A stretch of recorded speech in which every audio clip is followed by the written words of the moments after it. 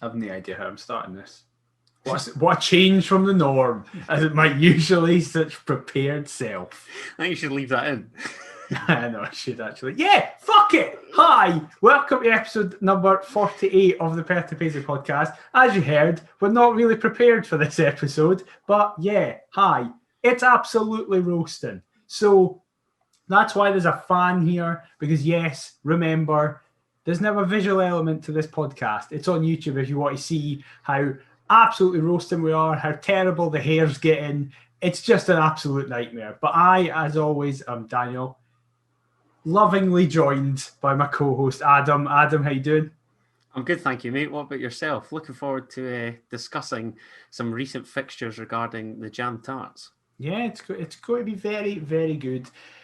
It is just hot. Adam and me just got in an argument before we started recording about how hot it is, because whilst the entirety of the UK is accepting of how ridiculously hot, Adam is just like, that isn't where you are. You're there. He's just like, nah, it's not even that hot. So actually, first question, why don't you think it's that hot? I was expecting harsh-related questions. No, this is what we're starting with. Because it's not. I mean, this is one of my gripes. We'll get into, obviously, my hearts-related gripes later on, but see, when you're having like your tea outside in Scotland, I'm not a fan. You know, like barbecues and all that. I love going abroad and eating outside because it's genuinely warm. When you warm just now? No, it's not, mate. It's not. It's You're different. Mental. You're absolutely mental. How? Currently, as we record this in my flat, 25 degrees. I'm not buying that. Look, I mean, I'll take this off later on, but that's... This is mental. If it's going to trigger you that much, I'll take it off later on. But for now, I'm calm. You're insane. You're absolutely insane. Mental. Not that warm.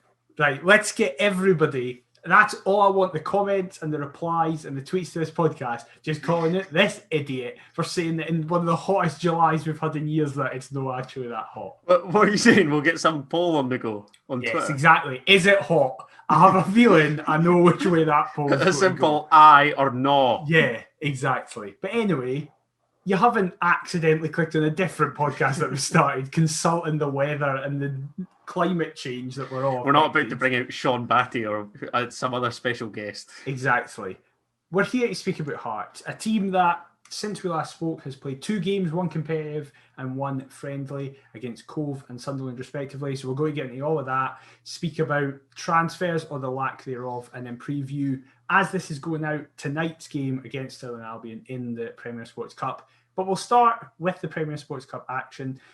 Cove Rangers, Paul Hartley's Cove Rangers, travelled to Tynecastle on Tuesday night.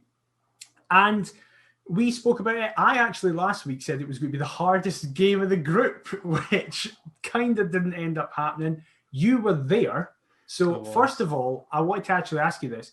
What was the process like going into Tynecastle? Like, obviously there was around 2,000 fans there and all the stadium was used. It wasn't just you were all pushed into the main stand or something like that. So did it feel very different? Did it feel like you had to be like, all right, okay, I can't go here, I have to specifically go there? Or did it just kind of feel like everybody knew what they were doing and got on with it kind of thing? Do you know, it didn't feel all that different when you're sort of walking up to Tiny and when you're coming in the turnstile. It's only really when you take to your seat that it was a bit odd. Because me and my pals were located, I think we were main stand section S. Right. And we were something like row 37. So we were literally right up the back, like the highest row that you can possibly get. And of course, you're meant to be sort of spread along kind of 4 seats apart. But it was quite good, actually, because where we were, you're then sort of able to have eyes on everybody else within the stand. I don't know. I mean, it was odd, but it was bizarre yet brilliant. I think that's it. That's actually where the last 2 seasons before COVID, I sat right up the back of T. So I was literally right beside. So I do know what you mean. There's negatives to it, obviously, but the positives is that you can see everything in the park and see all how everybody else is reacting to shit. So that's always quite fun. That is the best, because we're N usually, row sort of 34. Right. And again, it's sort of up that way. And I just love when there's like some decision that the vast majority of Hearts fans disagree with, and you just see everybody's like arms up in the air, and just the rage build. Is quite funny from a high spot, but yeah. Well, I'm glad you had a lovely time where it again was very hot. I'm going to keep coming back to that. It was hotter then than it was tonight. Right. Okay. Anyway, Cove arrived from the Highlands, where it isn't very hot often, but today it is very hot. And we saw a team that I can't actually remember if last week we predicted there would be wholesale change. I think we generally said there would be a couple of changes, but it would stay the same. However, the team was largely the same. And the most notable thing is that has now been 2 Premier Sports Cup games, and they've both been very strong lineups that you'd expect to see us start opening day against Celtic at Tynecastle.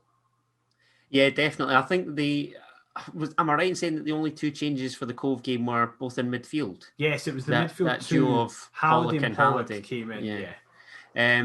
So no, I mean, I'd be very surprised if it wasn't kind of that back, 3/5.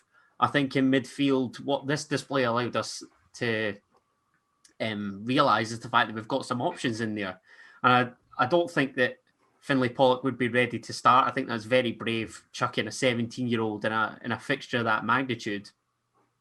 But by all means, he can contribute to the first team for as long as he's involved this season. I mean, we sort of spoke afterwards, didn't we? I thought initially that he'd been given the start against Cove Rangers as sort of like an audition so that Paul Hartley could maybe get a look at him. I don't know if this is a whole Pat or brothers in arms act whereby we're loaning him to Paul Hartley because he's a Hearts legend and what have you. But I just thought that this would be sort of a chance for Pollock to impress and catch the eye of Paul Hartley. But you then obviously messaged me saying that Robbie sees him staying at Hearts till January. Whether a loan move then comes then, I don't know. But very impressive alongside Andy Halliday, who I thought again was very good. So yeah, I'd say that the 2 changes in midfield for the Cove game were justified. And I know that it's early. I know that we've come up against 2 League One teams, but I think the beauty of these fixtures are sort of alongside with cancelling your pre-season friendlies is that it gives your fringe players, your young guys, a chance to impress and stake a spot for a place in that starting 11, like you say. Yeah, definitely. To then move into the game, it was an interesting opening 10. That's kind of the one... What's the laugh about? You could say that again. Honestly, it got to I think it was about 9-10 minutes, like you say. And when Michael Smith cleared that off the line, I was like, oh, it's so great to be back. Well, that's the thing. In the opening 10, it was a far more even game than the remaining 80 minutes would go on to showcase. Cove had kind of the main chances of that opening 10, which culminated in, as you said, it was a pass and move from we lost the ball kind of in their half. They then broke. And there was 2 moments where Kingsley and Halkett just didn't seem to... They were kind of caught in 2 minds about whether to commit to the man and maybe foul him or try and go for the challenge, or they were kind of thinking, no, wait, I can just get the ball because it's in transit. And neither of them did either of those options and just let the ball get to the Cove guy. And then, was it Ian Vigurs played a ball, I think? Someone played a ball in the Cove half, and in the Cove team, and played it through. Took a slight deflection, and then thankfully, as the Cove guy connected with it, Gordon got the slightest of touches, and as soon as Gordon got that touch, it lost all its momentum. Michael Smith was sprinting towards it, and then you see, as it takes a thing, he realises, wait, I now need to stop because I'm now going far faster than the ball itself. He slams the handbrake on, doesn't he? And then takes that turn before he obviously puts it away. Exactly. And then, punts it away. And honestly, from that point on, we're obviously going to speak about individual stuff. It was just a faultless performance. It was exciting to watch, creating loads of chances, constantly pressuring, trying out this new shape. This 3-4-3 better never leave again, by the way. It's the best thing we've done. Full well it will, though. I mean, I think it kind of did in the Sunderland game, but we'll get to that. Interesting. We've all last season been calling out 3-5-2, 3-5-2, 3-5-2. My main point of that change was to just have three at the back. I wasn't really bothered about what was going on in front of it. I just thought three at the back really benefited us with the wing backs. The three in attack has really, really proven dividends, and just we'll get into the goals in a second, but particularly Ginnelly, I felt, who was given man of the match, it's always the thing that you hear, that the best thing is when a winger isn't scared to take on a man and just go for it, run and try and put a ball in the box. Ginnelly must have done that at least 10 times, and it worked every single time. I know it's Cove, right? I know it is just a Cove left back instead of whoever will be playing left back opening day of the season for Celtic. But still, it's so refreshing to not have a winger get a ball, check in and pass back, and just have someone to just go, no, I know I'm faster, I'm better with the ball, and I can actually do damage here. To be fair, I'd probably fancy Josh Ginnelly up against, I'd imagine, Greg Taylor anyway. Yeah, that's true. But no, I get what you're saying. I thought that trio looked a lot more potent, which is bizarre to me because when you look at a sort of 3-5-2, it has the tendency to become a sort of 3-4-1-2 with somebody supporting your two front men, which then sort of begs the question, is that more creative? Because to me, it would be. Yeah, actually agree with you. In the 3-4-3, despite there being no real creative influence in midfield, you could argue that Halliday and Pollock would go forward offensively and contribute just as much defensively. But there's no real creative influence, yet we looked a lot more potent and a lot more menacing in attacking areas. And I don't know whether that's just down to the opposition, or is it, just the fact that it's early and we've got the chance to express ourselves, so let's go and do it. I don't know. That's a fair point. The other aspect could be that it was like the first time fans were back in Tynecastle, so it was like, right, come on, let's give them something to cheer about. But what we hope is just that this is the plan going forward. And the plan started to work reasonably early on in the first half, where the whole move was fantastic. John Souttar picks the ball up from a Craig Gordon pass out. Lovely ball from Sophie, can I just say? He takes a couple of steps out and does that thing that Souttar does, where you can always tell he's about to switch it, because he takes a couple of touches all the time, but then he'll roll the ball with his studs. So he'll just place it. Yeah, so it's got that little bit spin on it, just enough to sort of whip it away after that. I don't even know what you'd call that. It's sort of like past preparation, but he just does it so well. Yeah, that's totally fair. Massive switch to Cochrane, who takes it down really well, and then immediately lays it off to Ginnelly, who feints to go one way, plays it off to Halliday, who's about 25 yards out, I'd say, maybe pushing 30. And I out loud, as he swung his leg back, went, don't shoot. And then it's just a daisy cutter right through the entire defence, slightly in off the side netting. It's 1-0. It's a fantastic goal all round. But the big question is, should the goalie concede that? I think if we're looking at the other goals, the keeper will probably feel as though he could do more as opposed to this one. I just think it's a great strike. And last season, a lot of my frustration was the fact that our patience never really paid dividends. I think here we sort of take our time before working it inside, and there's not really a lot on for Andy Halliday. So I think that it's a great strike. I get what you're saying, because he sprawls in an attempt to save it, but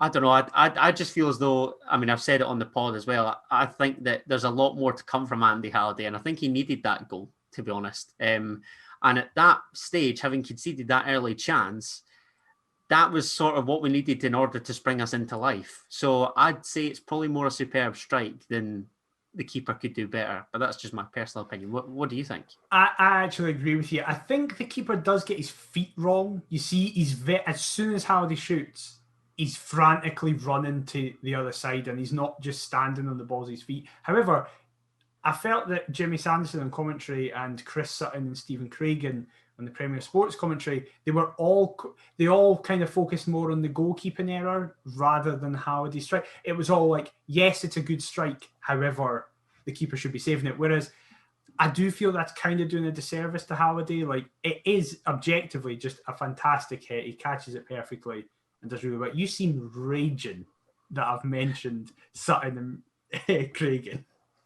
No, I am, because you know that I'm not afraid to voice my opinion, and I'm delighted that you've brought this up, because obviously being at the game, I didn't see the Chris Sutton stuff till later on, but the clips of his punditry caught my attention. We'll touch on Finlay Pollock more, but for him to say that he should score the chance where he hits the post, to me, it's embarrassing. You know, imagine you're 17 years of age, you're playing for a top-tier team against a third-tier side. You know, making professional debut. Yeah. Exactly. Fans are back. You're 1-0 up. And rather than square for your teammate, which upon reflection he could and probably should do, I actually don't mind that he's been selfish and tried to go for a goal. I think it would be, you know, the icing on top of the cake if you were to grab your first professional goal, first professional start, and then your team goes on to win 3-0. Like, I don't blame Finlay Pollock whatsoever. I'd probably do exactly the same thing. But I guarantee if it's Karamoko Dembele in that situation, Chris Sutton does not slew Karamoko Dembele the same way that he did as Finlay Pollock. I just didn't feel as though that criticism was necessary. So, I mean, supposedly he was at it all night. So I used to really admire Chris Sutton as a pundit. I'm losing my patience now, to be honest, and I'll gladly call him out on it. There you go. It's right. We've just had so many fights. McGregor Poirier is just finished. So we'll now get Kennedy versus Sutton on the go sorted. I'm Stuart. That beef has not been laid to rest yet. I'll take the pair of them on. And I'm a lover. I'm not a fighter, but I will gladly take both of them on. There you go. Just an image of you in an octagon against Chris Sutton and Michael Stewart. I would pay any amount of money for that. Down to solely our boxers and some gloves. I'll take them on, mate. Many people would pay a lot of money to see that. We'll get some form of pay-per-view going. It will be class. However, as you did mention, Finlay Pollock, quite soon after, narrowly misses a chance that he is well within his rights to take. And then there's another chance, Michael Smith, who we need to touch on. I think the two people who will feel quite remiss not to be given man of the match will be Andy Halliday and Michael Smith. Because Michael Smith, I don't know if Robbie Nielsen said to him, right, Craig Gordon's in goals, but you can play every other position if you fancy. Or if he's just went, it's roasting, it's a nice night, fans are back, it's Cove Rangers, I'm just going to take the piss and just do whatever I want. How good? I've always said, right, that Smith has been one of our few bright spots of the last few years and has often been the bright spot. Like, whenever there's a negative, you go, at least Michael Smith was there. Imagine how much a nightmare it would have been without Michael Smith. That felt like a reward for him. It was just like, just go and do whatever you want. How good was he? You know, it's funny when wingers are told to like go and express themselves. You don't really expect it from like a marauding right back, do you? You know, I've long run out of superlatives from Michael Smith. I've said countless times, and I'll continue to say it, that he's the best footballer at the club. I don't care what anybody says. Total football, could play anywhere. Just an absolute gem, and one of the few, you said, the bright sparks over the last few years. Probably the only notable thing that Ian Cathro's ever done, that Austin McPhee's ever done. That's very fair. The fact that he's still here, I mean, he must be one of, if not our longest serving player now. Apart from Suter, I can't really think of anybody else. I can't think of anyone else that would come close to him because, for example, when you look at that lineup, like Gordon, recent, Halkett, semi-recent. Halkett's getting closer, but he still wasn't. Suter and Smith were still here. Kingsley, obviously, last season. Cochrane this season.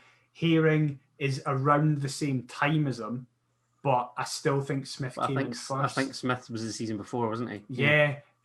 Pollock, Halliday, obviously one's a youth graduate and the other one joined us last season. Ginnelly joined us last season. GMS last season. Boyce season before last. So that first 11, yeah, he's second longest serving, and was probably my choice for captain, given obviously I'd prefer it to be an outfield player, dependable, but that's just, you know, my thoughts have been made with regards to the past few episodes, and like I say, I've ran out of superlatives. So 100%, and he came incredibly close to scoring a fantastic goal. Was it not for that was a good save? I was just about to say a brilliant save from the Cove keeper, in fairness to him. However, Smith did get in on the action, just not in the goal front. We're right on half-time. We kind of break, and then the ball it's a proper stramash in the middle. It gets pinged in, pinged out, pinged in, pinged out. It eventually ends up at Smith, who crosses the ball in, and we're just saying how good the Cove keeper was at saving his shot.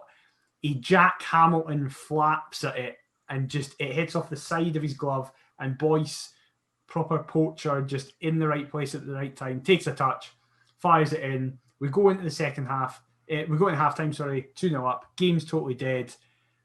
I felt a bit bad for the keeper because I actually felt, barring the goals, it was 3-0 going on 10. Like, he kept it quite respectable, but as you said earlier, he is directly at fault for at least 2 goals that we scored. This is the one that I was referring to first and foremost. I mean, what is that? Does he flap? Like, he looks to sort of punch, like, and obviously with the who scored stuff that I write, I didn't actually know that it was Kyle Gourley that was at Hamilton Accies last year. You can see why Accies went down, and I know that obviously there were other keepers injured and he didn't play perhaps as much as the other keepers, but I mean, we're going to touch on our sort of goalkeeping woes. Once your first choice isn't available, it's very tricky. Listen, you're right in that he pulled off some stunning saves and ultimately did keep the scoreline down to solely 3. But that goal, I mean, that's an absolute shocker. That was definitely the worst of the night. But listen, like you say, we'll take it because ultimately it kills off the contest there and then. Game's done at half time. Liam Boyce has got the goal that his performance has probably merited. Yep. And yeah, you're going into the break optimistic and hopeful that whilst it would be acceptable to take our foot off the gas, we don't want that to be the case because we still want to be entertained. So, and ultimately entertainment did come later on. Obviously not as much as in that first half, but yeah, just a fitting end to a decent first 45 bar, maybe that first 10. 100%. And then we come out second half and it just kind of continued. We kept pushing, kept playing really well. Obviously, as you say, it wasn't maybe as intense as in the first half when we still needed to get goals, but it wasn't the Hearts performances that we've seen in recent years where we've went a couple of goals ahead, so then we just sit back and don't do anything for the remaining 45. The game that I think of often with that was Alloa at home when we went 3-0 up in the first half last season, and then just for 45 minutes nothing happened in the second half. It was the most pointless 45 minutes of football you've ever seen in your life. That didn't happen on Tuesday night because Andy Halliday just kept going. He finds his way into the box, plays a brilliant pass, and GMS just absolutely spoons it. Like, I don't know if it bounces just as it gets to him, if he kind of kicks the turf, or he just doesn't make great contact. But he sends it absolutely flying, and you hear the crowd. It's not a boo, it's more like a, eh? You know full well that sort of, I hark back to his Dundee miss. I think you even touched on it last week. The Dundee miss would be rage. For that, it was a kind of sympathetic, like, what was that? Yeah, 100%. And you think, oh, that's a shame. Really hope he gets to make amends for it. Couldn't have happened better for him. The goal kick happens. It's a really short one out to the midfield. Andy Halliday, who I don't know if it's out of fury that he missed an assist. So he was like, I'm fucking getting you an assist. Or it's just, what it probably is excellent pressing. Wins the ball back right on the edge of the box. And GMS, who has Ginnelly absolutely hammering it into the box, screaming for it, like desperate to get a goal, which he was all night. He had so many chances to score, and if it wasn't for their keeper, he would have scored. But GMS is clearly just like, I fucked that last one up. Complete tunnel vision. And in fairness to him, it's a really good strike. Bottom right-hand corner. Game's even more dead than it already was. And that's now, as well as Liam Boyce, GMS has 2 goals in his opening 2 games. Yeah, and talk about making amends, like you say, it's a fine finish, a great strike again. And I don't know about you, but that, to me, just the way that the ball sort of ripples in the net like that, it's just so satisfying. I love those types of finishes. And GMS is another that's looked lively. Certainly, you could hark back to Tuesday night, even just sort of these Premier Sports Cup games on the whole. And I think I've mentioned it again, sort of how the end of the championship was his pre-season. This is sort of, I don't know, first few matches, and then we'll start to see him really kick on and come to life, hopefully, in the upcoming Premiership games. So ever hopeful that there's more to come from Gary Mackay-Steven, and whether that's in the last two Premier Sports Cup games and throughout the season, that would be fantastic if that was the case. Definitely. He has the main worry that every Hearts fan had in the last 5 games of the championship season was, GMS is hitting form at kind of the wrong time. He's doing really well. Season couldn't come at a worse time. However, the worry has kind of been deemed nothing because he's kept that form going. Exactly as you say, I know it is only against Cove Rangers and Peterhead, but you can only score against what's in front of you, and he's doing that. So hopefully it continues into the league's campaign. That was kind of it. We had another few chances. As I said, Ginnelly did really well to take a ball down and beat 2 defenders at once. And if it wasn't for their keeper, it would have got another one in Ginnelly's first goal. The last thing I want to speak about from the game, you will have seen, but you won't have seen when you were there because you were physically there, was in around the 88th minute or something like that, someone gets hurt. Just after he'd been given man of the match, was it? Yes, it was actually just after he'd been given man of the match. So someone gets hurt, and they cut, because obviously Ginnelly's off by this point. He was replaced by Ewan Henderson, and it cuts to him. But as someone's hurt, now you can actually maybe shine a bit of light on this, because from our perspective in the coverage, it sounded like a few people started to sing the Hearts song, and then the whole stadium did. And you just see Ginnelly's face. Ginnelly isn't really paying attention. And then he kind of just sits forward and looks up and just looks like in awe. He's so excited by it. And we'll get to Ginnelly in a minute. I want to speak more about him. But was it a few people? Because there was some reports that it was like one guy who just started the song. It genuinely felt as though it was like a handful that burst into song. Right. And then, like, as you say, the entire stadium just goes, do you know what? Screw it. And then just all join in. That's the only real complaint that I've got kind of with the fans. But again, I think everybody's so overwhelmed by being back that you're sort of not wanting to, I don't know, this sounds really stupid to say, but you're not sort of wanting to sing and kind of ruin it. You're sort of just taken aback, and you're like in that zone where you're just like blown away. Honestly, walking up those steps, I felt like 4-year-old Adam again, like coming back.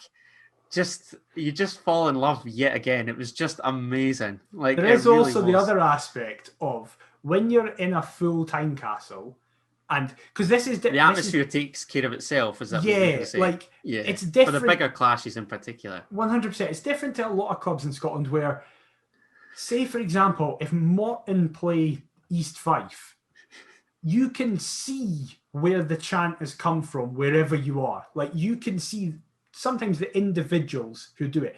When you're at the club the size of us and you're in Tynecastle, you hear the direction in which a song is starting. That's it. Whereas when there's only 2,000 in the air, if you started a song, you and your mates, everybody would just be like, and like, look. So if it didn't take off, it would be the most uncomfortable thing ever. So I think that's probably part of it as well, that people were just like, I don't really want to start a song in case nobody does anything.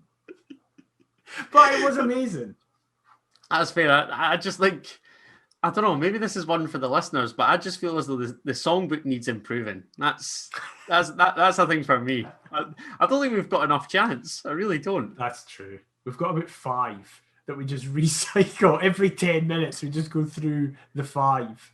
So maybe that's something else for your summer. Whilst you're watching us in the Premier Sports Cup, you get those cogs in the brain turning. In fairness, we've had like 18 months to work this out. We've all had fuck all. Yeah, but I think everybody's been angry and frustrated, haven't they? True. It's like we're giving the club too much money. We're not going to come up with songs for them to improve the atmosphere. We're not even there. So folk could probably deem it a pointless exercise in that kind of window that you said. Very fair. That was the end of the game. Nothing else happened. Very comfortable 3-0 victory. 6 points for opening six. What's funny about that? Sorry, I'm amazed that you've not touched on Josh Ginnelly's rugby tackle on Gary Mackay's. This is what I'm about to get to it. Do not worry. So I was going to speak about Ginnelly as a whole because I tweeted this the other night and actually Liam Boyce shared the tweet about it. Guy. That Josh Ginnelly has played now 13 competitive games for Heart of Midlothian, right? There are people who we, like, for example, we spoke about him earlier, Cathro, people like Andras Struna played like 25 games. People like Leonard Soa, Faisal Reyes, Ander Levine, like Cole Stockton, Jelak, all kind of played more games than that. And the point that I'm making there is that short game time doesn't necessarily mean like, oh, you just kind of like are fascinated by a player because you've not seen a lot of them, or players who play a wee bit longer, you don't necessarily have any affection towards. But Ginnelly's played 13 competitive games. And I can't remember the last time a player who has played so little has had the entire fan base take to him. Because you have a guy like GMS, right?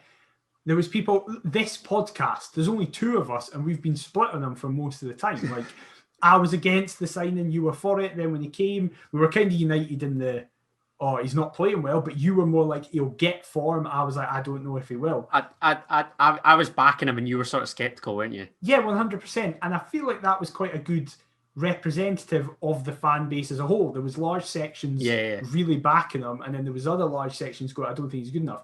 Whereas Ginnelly has just come in and like everyone has fallen madly in love with him. And it's such a cliche and I hate it, but it does feel like he just gets it. And that jump on GMS is part of it. The look that he had when he hears the Heart song is part of it. It's like he just seems to have completely bought into the club.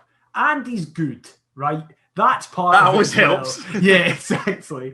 Like, if you're rubbish, you could be like Popescu, I think, tries his hardest. I think he really cares. Like, I think he wants to do well for the fan base. Like, whereas people are like, aye, but you're shite. But Ginnelly has that perfect duopoly of like, he's really trying and we're taking it in, but also he's one of our best players. He's got that leeway because he's actually contributing on the park. Yeah. And in terms of sort of short Hearts careers, I can remember us with the hardly played 11, just a good few episodes back now. Maybe should have waited till he was kind of kicking on with like a handful of games if we were struggling on the right. But in terms of kind of a Hearts career, I mean, there was one name in my head which was Craig Beattie in 9 games. Fair. Yeah. And to be fair, if anybody matches Craig Beattie's contribution in the 9 games that he played for us, you know, that would be ridiculous. But aside from that, I think Josh Ginnelly, in terms of sort of kind of least games played and I don't want to say most contributions, but you know what I mean? The disparity between what he's able to contribute and how little time he's given to contribute in is remarkable. And hopefully there's more to come. I mean, I loved that rugby tackle on GMS. I just thought it was hilarious. And it seems like there's a real sort of bromance brewing between the two of them. And I thought of a question to ask you, actually, which was kind of when can you recall the last time that there was such a, I don't want to say a visual relationship, but you really felt kind of a partnership between Hearts players like that? God, because I've got one in my head, but even then I'm not too sure. I remember Lafferty and Naismith seemed to get each other like a lot. Oh, that's not a bad one. I wish I'd thought of that. They just get, but it never felt like because GMS and Gino feel like it's a very apt word. It does feel like a bromance, like that they just kind of love each other, love playing together. They work really well with each other, and they're both playing similar roles. I never felt that was the same with Lafferty and Naismith's relationship. It was more like a professional thing where they were just like, I know where you're going to be, you know where I'm going to be, and we work well together. And that had sort of already been established with their time together at Rangers. You know, GMS and Ginelli, Hearts is the only place that they've played together. And only now are we starting to see, because of, you know, fitness issues to Ginelli, GMS now kicking on. Now that's really brewing, whereas Naismith and Lafferty kind of already had that, even though that was a really good example. The one I thought of was Nicholson and Walker. Yeah, that's fair. That. I feel like that and was again, a it's sort trio of with King as well. Yeah, well, that's what I was going to say, because I think for most Jambos, Nicholson and Walker were kind of the two first choice, but I was really happy with Billy King as a squad option, like you say, if either were injured. But it's quite ironic that that's kind of another kind of wing wizard partnership where both are in tandem, obviously love playing with one another, and yet we're starting to see that with GMS and Ginelli, and that's just, I don't know, that little duo, it's becoming like one of my favourite sort of aspects of watching Hearts at the minute, as cheesy as that sounds. And then Boyce is the dad who's just in between them both looking after the two wee guys. It's class. What a front three we've got. However, Adam, let's be honest, we've now been recording here for about 35 minutes. There's been far too much positivity, right? So let's go back to being Hearts again. Yeah. Because it was only Cove. Calm down. That's what I'm telling myself. It's Cove Rangers. Yes, they're one of the favourites for League One, but it's League One. I didn't even mean that. I didn't even mean the Cove game. I meant we then get to the weekend where on Saturday we have a pre-season. Oh, what's he doing? It was great, obviously, to host a club of such magnitude as Sunderland. You know, it was fantastic. I really enjoyed it. You know, massive club, great fan base. Obviously, a shame that none of their fans were able to come to Tiny, but there we are. See you later, lads.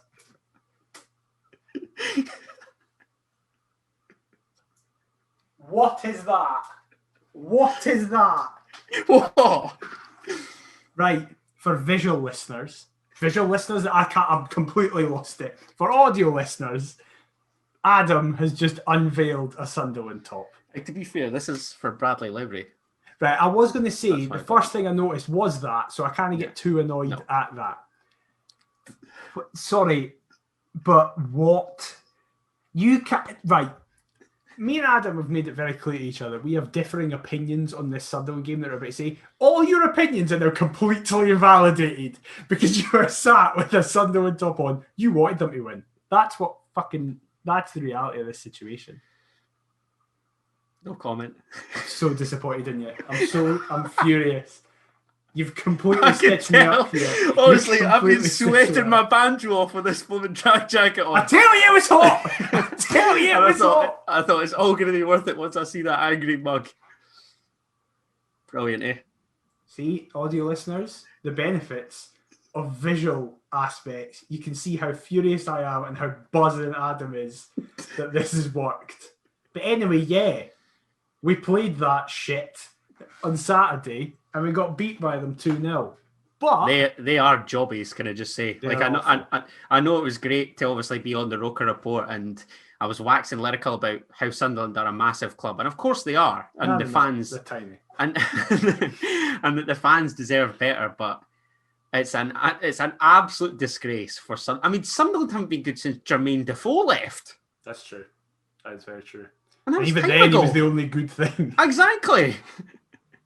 Anyway, they were virtually hanging their hat on him. Yeah. We got beat 2-0 in a game where we were actually the better side for most of it, which kind of sums everything up, really. See, right, this is the thing. We're not going to go through the game because it was a fucking friendly. Who cares? Aidan McGiddy dived for a penalty, and then we just stopped playing for like 10 seconds and let Dylan Gooch just play a ball to McGiddy, who just hit it, right? I genuinely, and you listen, let's just be frank here. You got a lot of shit on Twitter for your opinion, particularly in that I'm first sticking half. with it. Don't care. Tell people what you thought of the game, in case they missed your enlightenment tweets. I can recall one Liam Boyce chance in the first half and genuinely nothing else. Were you watching the game? Yeah, I was. I was watching it with my dad, and I'd said what I'd tweeted out. He obviously, I mean, I don't know his exact stance, but he said something along the lines of, I don't disagree, because I thought we were terrible. That's not... Sunderland literally, all their hopes were dependent, and I say hopes, like it's a... I mean, it means nothing! Yeah, it's a friendly, right? It doesn't matter, but I'm disappointed with Hearts' performance because it epitomised to me the fact that the backup brigade aren't good enough. I just feel as though Aidan McGeady's 35 years of age and he was comfortably the best player on the park. But this is the thing. I don't see where you're getting that. I thought he was rubbish apart from 2 moments. He dived for a penalty and then he shot for a distance. He didn't do anything else. Okay, well, if we're going at the other end then, a 17-year-old that signed for Sunderland on loan from Manchester City, I can't remember the boy's name, that's terrible. I thought he was their best player from a defensive aspect. 17 years of age. But then simultaneously, you can't simultaneously go, how shocking is that a 17-year-old was class, whilst just spending half an hour going, how good was Finlay Pollock, by the way? No, it's fine if it's for us, but it's a bit embarrassing. It's a bit embarrassing if a 17-year-old's marking, a Northern Irish centre forward out of the game. Limits our threats at home. Look, I know, I don't care about the result. I just felt but that's not my point. Poor. My point is, I disagree that the performance was poor. I think we were the better side. But also, the performance doesn't matter. As you said about previous friendlies. And this is the thing. I can't be bothered with people who were replying to every single friendly result we had when we beat teams 7-0, 6-0, 4-0 and stuff like that. And the same people reply going, it means nothing. Why are people invested in this? Who cares? It's pre-season. It's just about getting minutes. Then as soon as we have the first negative result, people go, see, this is proof that we're rubbish. Nielsen out. The performance was shocking. It's like, you can't pick and choose. Either pre-season is all about minutes or you actually care about performances. And then all you have to say is, we've been vastly outperforming everything. And we just had one off day where for the majority of the game we played kids. To some extent, I agree, but to some extent, I disagree. I disagree in that you can not care about the result, but you still want to see a glimmer of something. That's where I disagree. I think you still want to see a positive performance. I think it was a positive performance. Off what basis? We created very little, but in my eyes. I just disagree. Like, in that first half, I was like, we're creating loads of chances here. Give me some chances. So this is the thing. I can recall the boys one at the back post, and that's literally it. I was building IKEA furniture as this entire game was going on, by the way. And even I ken that we played quite well. But I'm not entirely convinced. There was chances where, I'll be totally honest. I don't know if there was many chances where we actually had shots at goal that potentially could have went in. I just mean our general build-up play and the opportunities we're getting into and the triangles. But what does that mean? What does that mean if you don't get a shot away at goal? It doesn't it means everything in a friendly. Yeah, and say, for example, as this podcast goes out, we're playing Stirling tonight. If that happens in the Stirling game, and then we get frustrated. Stuff, yeah, that's 100% fine. But as Robbie said after it, all this game is to test stuff. And that goes back to what I was saying right at the start of the podcast. I don't think we played 3-4-3. I don't know, I might be wrong, but I felt we went back to 4-2-3-1. It felt like there wasn't as much bombastic moving forward. Now, part of that might be because Nielsen went at Sunderland, / we didn't have Ginnelly playing. We didn't have Gordon playing either. Two of the first names on the team sheet, particularly Ginnelly, who's very crucial to the way that 3-4-3 system works. I was about to say Craig Gordon's not impacting formation, but Ginnelly might. Ginnelly is, yeah. Ginnelly's so crucial. Ginnelly, in my opinion, is one of the 4 most crucial players to that 3-4-3. Wow. Who's your other out that sort of Suter, quartet? Smith, and Boyce? Do you not feel as though if John Suter drops out, Michael Smith could then Yes, but then we need to have Shift an in. adequate replacement for Smith. And we've not got that. And we don't have that. Fair. Okay. But that, like, and what I mean by that is that we didn't have Ginnelly on Saturday because why would we play him? Like, why? What's the point in playing Ginnelly in that game? Because as today, but then you could argue, what's the point in playing Liam Boyce, GMS? I've got to be honest. I agree with that though. I thought, as I said in the article for the Roker Report, I thought this would be a fringe players, a young kids 11. I was surprised to see as many of your kind of quote unquote first teamers, because I still think there was, you know, a couple rotations as you'd expect, but I expected a few more, to be honest. I very much agree. The reason I say Ginnelly is because of how injury prone he's recently been. He's just coming back to fitness. There was no need to risk him in that. Nielsen today has said that very much is the focus of this preseason and group stages, where it's just like wrap Ginnelly in bubble wrap and make sure he's fine and don't overexert him. But they still need to enable him to get minutes into his legs so he's not going to break down in the opening 5 games. So what, is he in line to feature against the Albion? Yes. Tonight, as this goes out then? I think it's that he's just not... I don't think he featured that much in pre-season friendlies. Like, I think he would regularly get a half and then come off, whereas some play... Like, Boyce played most minutes of all pre-season. But Ginnelly seems to be slowly building it and just seems to be prioritising, if it's a competitive game, we'll play Ginnelly. If it's a friendly, there's no need to risk him. Is that just because we're hanging our hat on Liam Boyce still? Potentially, probably. But I think the other aspect of it is probably that, like, we want Boyce to be at his peak level, so him playing constantly will get him to that level far faster. And obviously just now he's very much doing that. I thought some of the kids that came on did very well. I thought Leo Watson actually stood out and looked quite good. Especially because that's the thing. Yes, Sunderland are terrible, but you do still have people like Aidan McGeady shouldn't. I know he's 35. He shouldn't be in that league. Like, he should be at a higher level. It's just because he's on like 25 grand a week. He made his Celtic debut in 2004. I think I thought I saw. Yeah, it's we were 6 and 7. Like what is that? I know. It's crazy. It's a testament to how well he's done. And as I say, I still think he should be playing at a higher level than League One with Sunderland. Like, the fact that Leo Watson managed to stand up to a squad level where that is the kind of money being thrown around. And I know, like, you could tell in the second half especially, it was like both sides were just like, right, cool, just using this for minutes. And then after the game, Robbie said that what's wrong with that? No, don't, because when I saw obviously, I think we made something like 5 changes simultaneously, didn't we? And when I saw that 6 at once. Well, there you go. And when I saw that 3 of them were Mihai Popescu, Loic Damour, and Jordan Roberts coming on, I just felt like turning it off. You know, the two positives I could take from it, 3 were the fact that it's only a friendly, so result doesn't matter despite the pish performance in my eyes. The kids were all right, and I didn't actually have to pay money to watch it because I'm a season ticket holder. That was it. That was literally it. The rest of it, I could have done so much more on my Saturday afternoon. I'd have probably rather assembled the IKEA furniture with you. That's how dire it actually was. I'm delighted. I feel for the fans that actually were there and not at the Cove game, but I'm simultaneously delighted that I wasn't there and was there for the Cove game. Whereas on the flip side, my thoughts are, who gives a fuck? We got minutes. It means absolutely nothing. That's it. Like, who cares? It's a fucking friendly. Listen.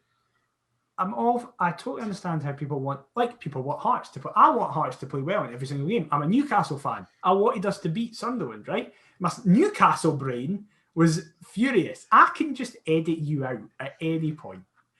That can happen. My Newcastle part of my head was annoyed that Sunderland beat us, but I don't understand the people who are like, it's very selective. It's like when we play bad, people are very quickly bad in their eyes. They're very quick to go, well, this is a problem.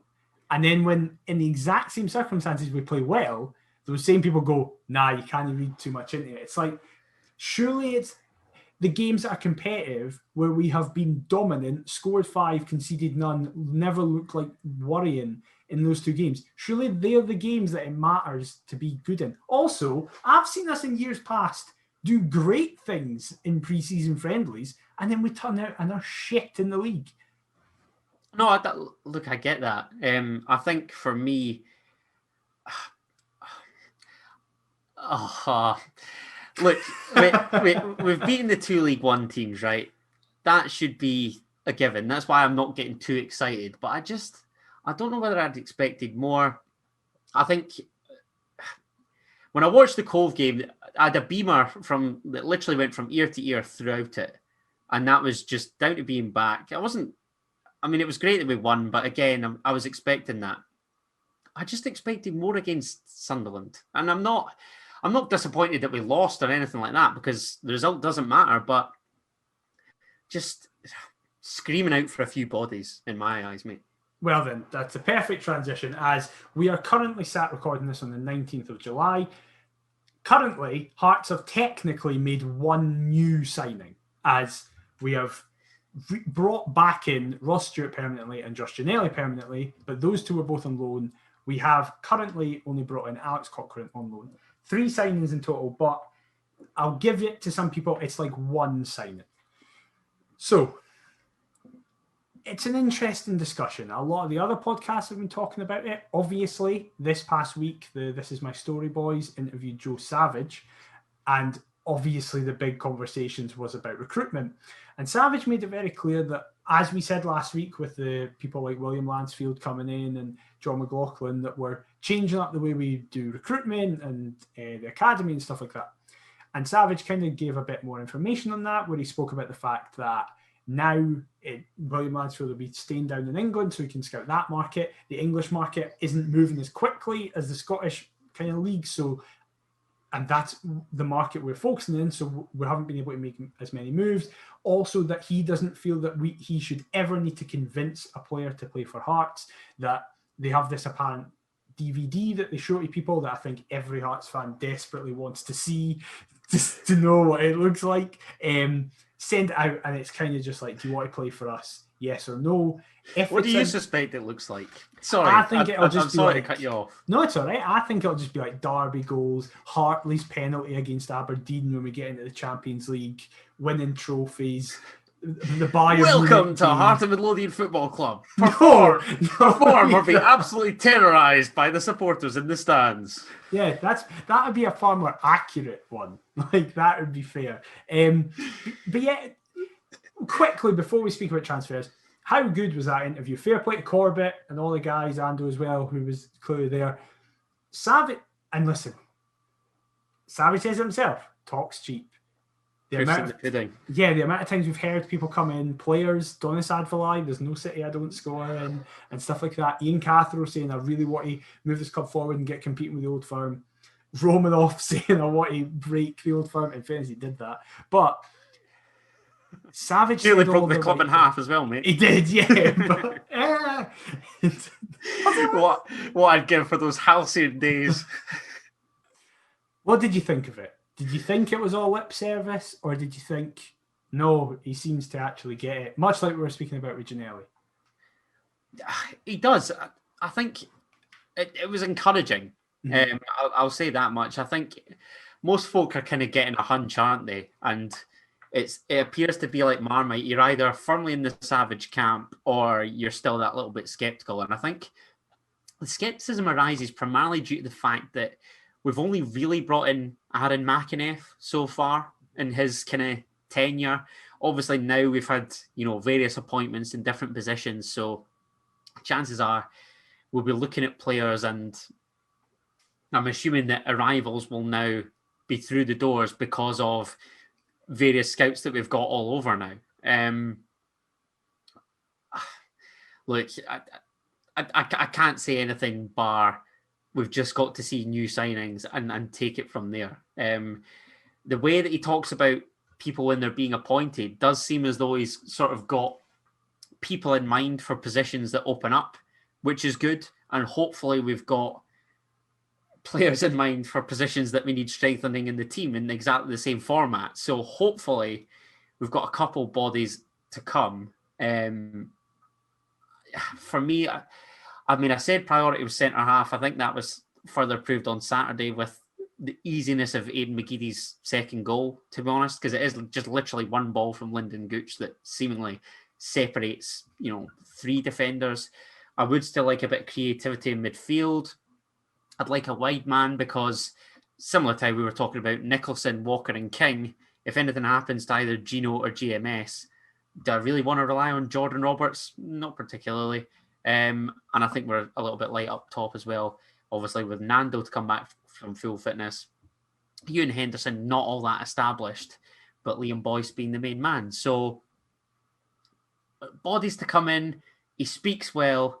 Let's hope that he puts his money where his mouth is and that these additions are as good as he's handled, various fan skepticism, I'd say, is probably the right word, because we're yet to see what Joe Savage can do, really. That's very fair. I was going to move on to this in a bit, but you mentioned his name. Jordan Roberts may not be a problem for us anymore, as last night it came out in the evening news that he was speaking to them and that he said that, yes, I'm a Hearts player, but I need to be realistic with my career. If I'm not going to play here, then I'm going to move on if I can. I don't know about you, but I very much hope he does move on. Like, it frees up wages. I know it's a loss in a wide area, but I don't really think it is a loss because I'd kind of rather not have a wide player than have Jordan Roberts.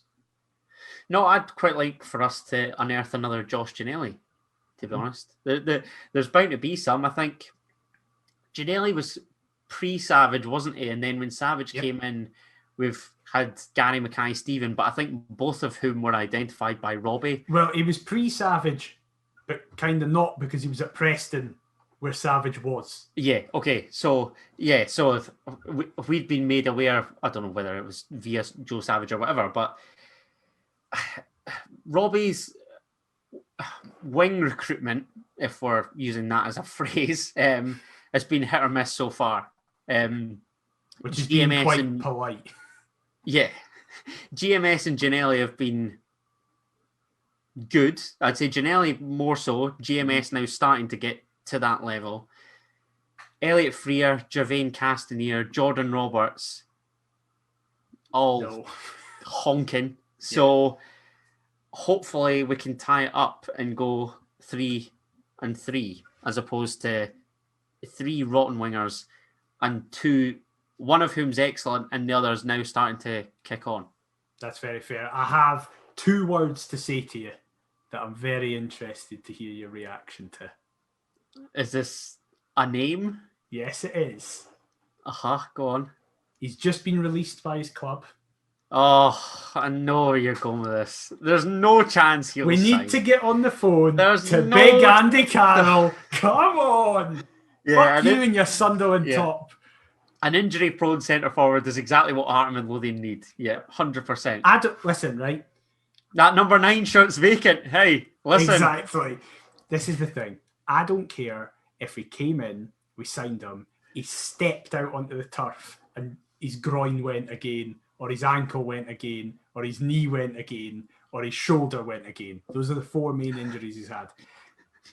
Also, love how you've got to specify exactly which injury he might potentially pick up. Well, this is the thing, because if you go into the transfer market and look at his injuries, there is one section that just says, from January 2020, it just says, a knock, and he was out for 142 days with a knock. I love that, but I don't care if he literally stepped out in the park and bust his ankle. I could say that I've seen Andy Carroll wear a Newcastle shirt and a Hearts shirt. That's it. It's purely selfish. It's purely my Newcastle roots.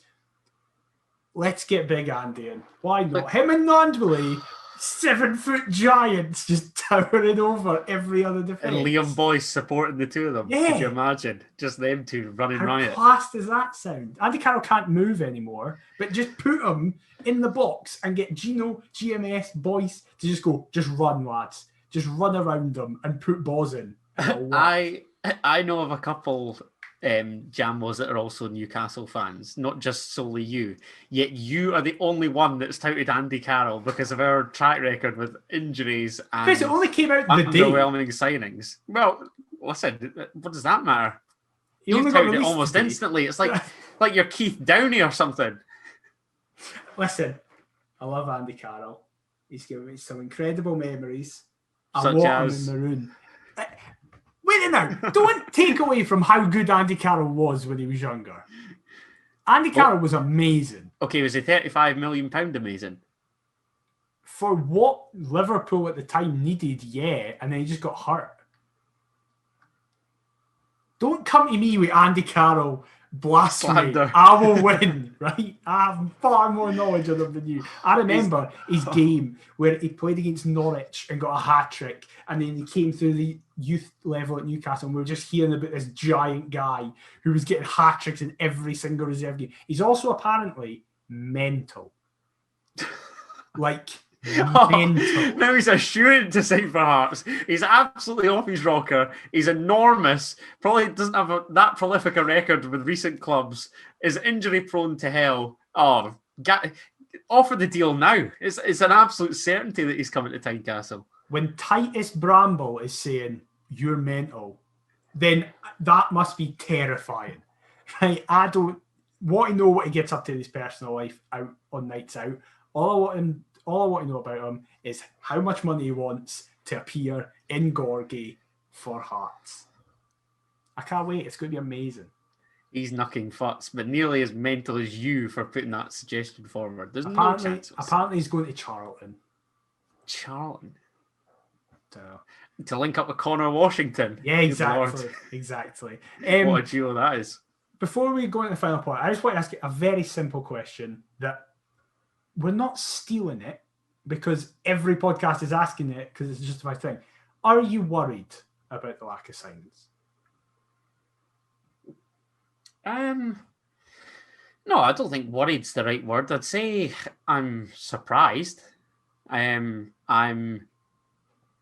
pleased that we're not rushing, but by the same score, I'm expecting sort of one or two more to have arrived by now. I think it's possible to feel that way.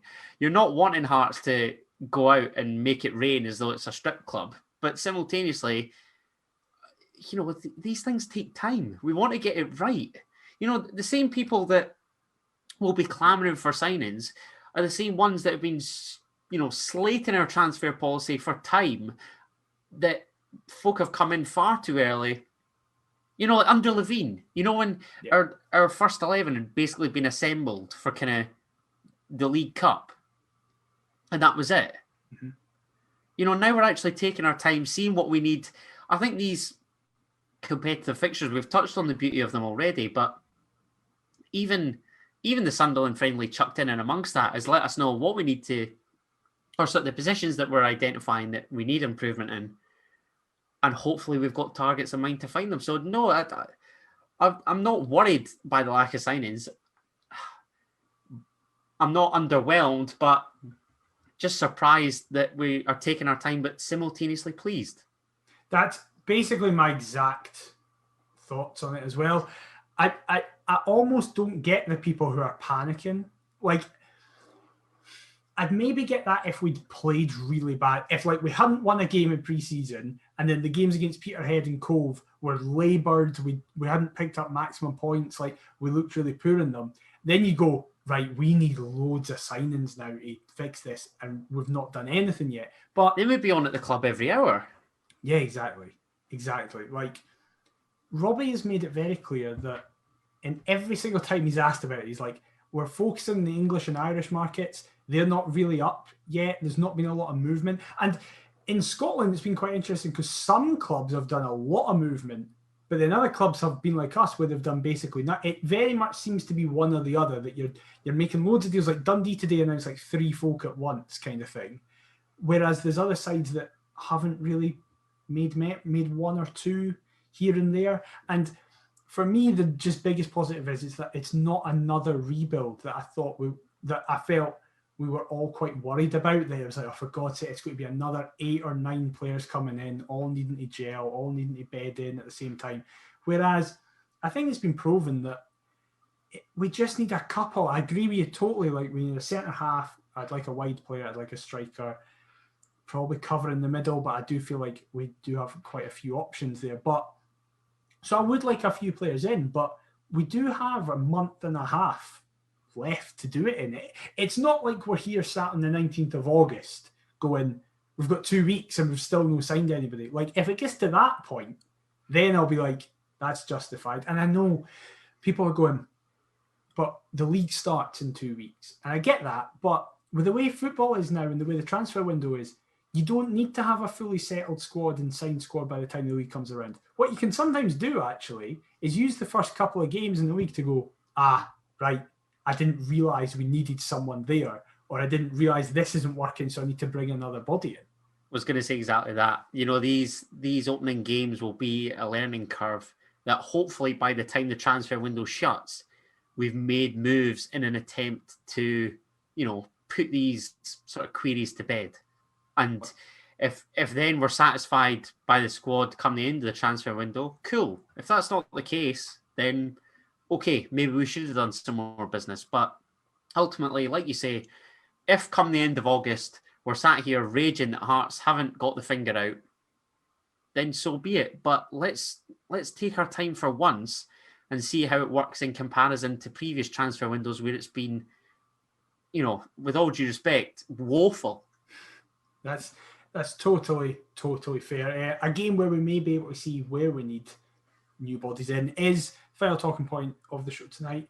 As we go live tonight, and potentially as you after listening to this, we play Stirling Albion in the third game of the Premier Sports Cup. A Stirling Albion that has come out of nowhere and is unbeaten currently, doing incredibly well. They beat Cove Rangers in their first game 3-2 in quite a shock win, and then they drew 2-2 with Inverness and won the extra point as well in the penalty shootouts in a 5-4, I think it was. So obviously we still expect to win. We still expect to win comfortably, but have you maybe reevaluated your predictions for the game after seeing how well they're doing?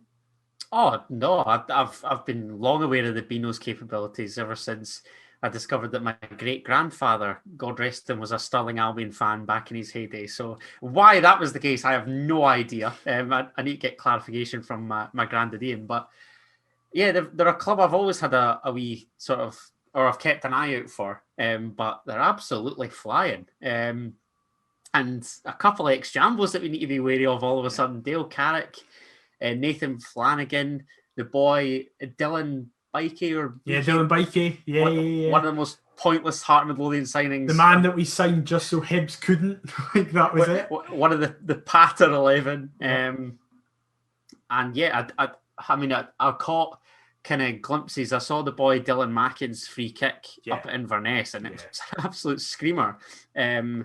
So listen, they may be League Two, they may be part-time, but they could pose a threat if we're not careful. And listen, we talked about proofing the pudding. That's what? 4 points, I think, 5 points. 5 obviously points. Winning the bonus point with the shootout. So a top of the table clash against Stirling Albion. I mean, I never thought I'd usher those words. I thought, when you looked at the group, I thought they'd be bottom. Like, the Whipping Boys, 100%. Yeah, definitely. Cove have just had a nightmare. They've had a nuke, man, honestly. They scored one. I couldn't believe they lost to Peterhead as well. Yeah. That was a shocker. I expected so much more from Cove. It's just, the group's been very, very weird. But I'm very much the same as you. I lived in Stirling for 4.5 years when I was at uni, so I also have a soft spot for them. I really, really hope they do well. Obviously, Harry Stone was at them last season as well, and apparently did very well when he was there. However, we should still have enough. The kind of main big question is, do you think we'll keep the same team that played against Cove, Sunderland and Peterhead, or do you think now that we've won the first couple of games, we'll start to see more of youth? We'll still have kind of a core of experienced first teams, but we might have, for example, Henderson starting, Connor Smith starting maybe, Pollock will probably keep his place, players like that. I'm intrigued to see what will happen with Josh Ginnelly. I feel as though we'll kind of revert the changes that we made for Sunderland and probably go back to the Cove team, because I don't think there's any real justification in dropping kind of the quintet in midfield and attack, if you like. I think Pollock and Halliday are worthy of another run out, rather. GMS and Gino, you could apply the same to Liam Boyce. You've obviously got GMS and Boyce 2-2 in this competition. They'll want to keep that momentum going. So no, I mean, potentially a kind of change or two at the back, if any. But to be honest, I'd be happy or content with the Cove 11 getting that same chance away at the Albion. What about you? I'm pretty much the same. We know that Armand Nandwile will be back in the squad for the game, as Robbie Nielsen confirmed that today. That's good. It was a mild thigh problem that they just, again, went, it's a friendly against Sunderland. There's no need to chuck him out there in case he picks up something else or it gets worse. So he's fully back. A sensible decision regarding an injury. We're taking our time with transfers. What's going on? So I think this is it. Hearts fans are just not used to this, so automatically go, this is bad. Like, we don't like change. Exactly. Just keep being the usual shit we're used to, and then we can complain. That's the cycle. You're breaking that, what he's doing. That's it. Build the optimism. The optimism quickly evaporates. It turns into rage, and then do just enough toward kind of the end of the season to have us then optimistic at the start of the next season, and then it goes round and round and round, while simultaneously picking up bodies in the summer, bodies in January, because we've been so rank up until then. And then these guys come in, lose a couple, get absolutely no money in for them whatsoever. Oh, what a club. I miss this so much. It's absolutely fantastic. Can I trouble you for a score prediction? You got it right last week. You got it right. I did. I'll take that. I've had 2-0 Hearts in my head all day. We'll go with it. You?